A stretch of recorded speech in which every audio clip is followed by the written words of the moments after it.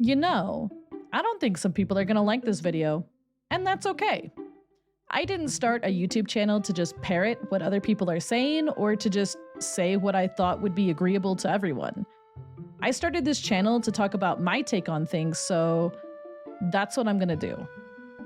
The Game Awards have announced all the nominees for Game of the Year this year, the year of 2024, in case you guys are watching this far into the future. And there's been a controversial change with regards to what they are allowing to qualify for Game of the Year.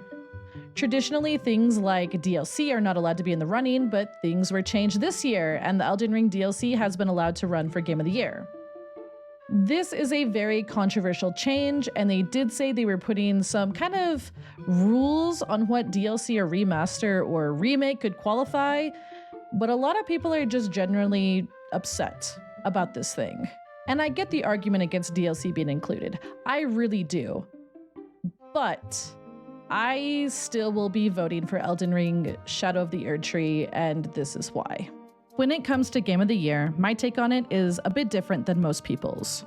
I don't vote for the game I found the most enjoyable. I vote for the game that felt like it had the most cultural impact and significance for that year. For 2023, despite having an absolute blast with Mario Wonder and Tears of the Kingdom, I voted for Baldur's Gate 3. And I voted for Baldur's Gate 3 because it was undisputably just so impactful to gaming and the culture around gaming.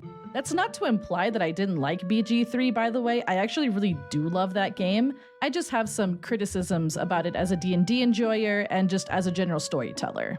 Game of the Year for me is the game that reached beyond the genre of fans that it usually would draw in, and it brings more people to that game that ordinarily would not be playing that sort of game. And while these games don't necessarily come every year, there's always a huge splash when they do arrive. If you want more examples of these kind of Titan-like games, I would say Skyrim back in 2011, which definitely predates Game of the Year and the Game Awards, but I thought it merited a mention. Breath of the Wild is another really good mention, which that one did win Game of the Year in 2017. Elden Ring also did this in 2022, and it introduced a ton of people to the Souls-like genre, and it continues to do that. When I look at the nominees for 2024, I am actually severely disappointed because I don't think any of these full-length games had that much of an impact outside of their respective fan bases. We had a lot of good games this year, but we didn't have anything that broke many molds with regards to their genres. And that's fine. We don't need to have that happen every year. But the problem is that none of these 2024 games are terribly appealing to me as Game of the Year. Metaphor ReFantazio did break records with sales and sold 1 million copies on its release day, which is super impressive, but outside of dedicated RPG fans, no one has really heard of it. It was a hit, but only for RPG fans. It did not pull people in that would not ordinarily try those kinds of games.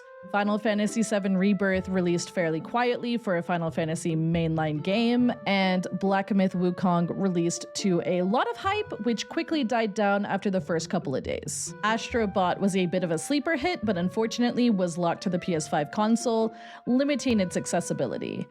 Balatro was very popular among those enjoying indie games, but I feel as though its impact was not as far-reaching as it could have been. But you know what was getting everyone talking, what was selling like crazy, and what was transcending genres? Elden Ring Shadow of the Erdtree. Alright, look, I don't love that they're including DLC in this, but I'm gonna be real.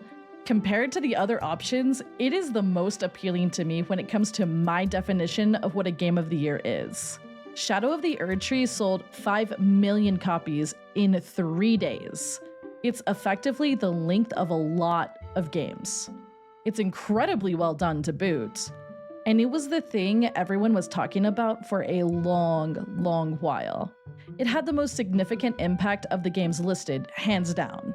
The only other games that I can really think of that would compare for 2024 aren't even on the list. And those games are Helldivers 2 and the Silent Hill 2 remake. If the Elden Ring DLC was not on the list, I'd probably pick Balatro or Astrobot, but I don't think I'd feel confident in those picks because while all of these games on the list are good, they just simply don't feel more or less impactful than the other. So I don't love that I'm voting for a DLC over a standalone game, but I'm still doing it unashamedly, I would say. I don't really want the precedent of them just tossing in whatever DLC into these lists. I think that it should be very rare that a DLC should qualify. But if a DLC is going to qualify, then I think Shadow of the Erdtree is the DLC to qualify, if that makes sense. Again, the DLC is basically the size of a game on its own, and it's very well done. I think I would have preferred a DLC only category, but that's obviously not happening right now, so I'm gonna have to vote it for Game of the Year. And if you're expecting me to sit here and tell you why you should do the same, you're going to be disappointed. I'm not gonna tell anyone how they should be voting. We all have our own idea of what a Game of the Year should be, and that's fine.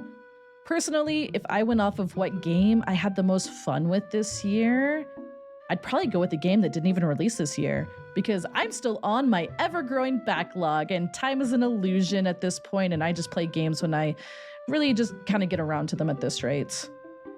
And you're free to disagree with my take on it, but I'm gonna stand by what I say in this video. If this is the list, then this is what I'm gonna vote. But no matter what you think or how you vote, I think we can all agree on one thing. Thank God The Last of Us Part 2 Remaster was not a nominee.